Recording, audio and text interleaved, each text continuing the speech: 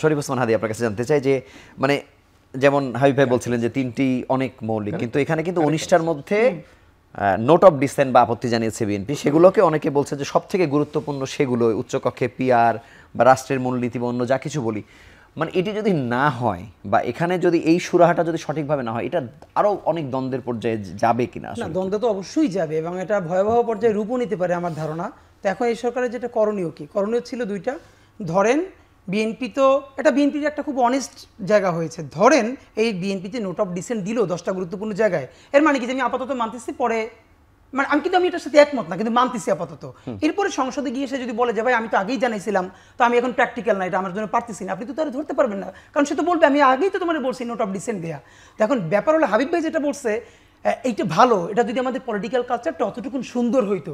এখন ধরেন বিএনপি আসলো কিন্তু বিএনপি একটা বাস্তবায়ন করলো না, তো হাবিব ভাই বলেছে যেটা যে 5 বছর পরে তাহলে অন্য কারো ক্ষমতা দিবে।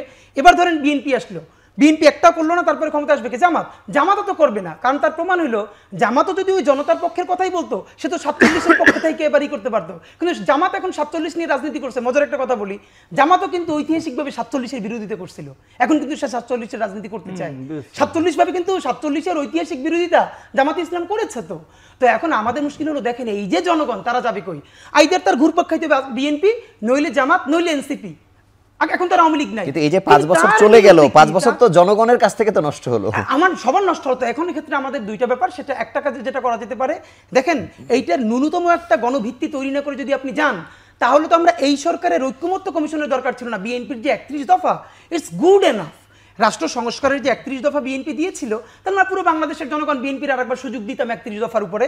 এবার বিএনপির ধরতাম যে তুমি 31 দফা দিছো, ধরো নাই, তো তুমি যদি এই যে ঐক্যমত্য কমিশন করে এর কোনোটাই বাস্তবায়ন দেখাই যেতে না পারো, অথবা ন্যূনতম একটা আইনি ভিত্তিও তৈরি করতে না পারো, তাহলে তোমার আমি এত সময় কেন দিয়ে নষ্ট করলাম? রাদা বিএনপি 31 দফা দিয়েছে, আমরা দেখতাম বিএনপি কয়টা পারে, না পারলে বিএনপির বিরুদ্ধে আবার আন্দোলন করতাম।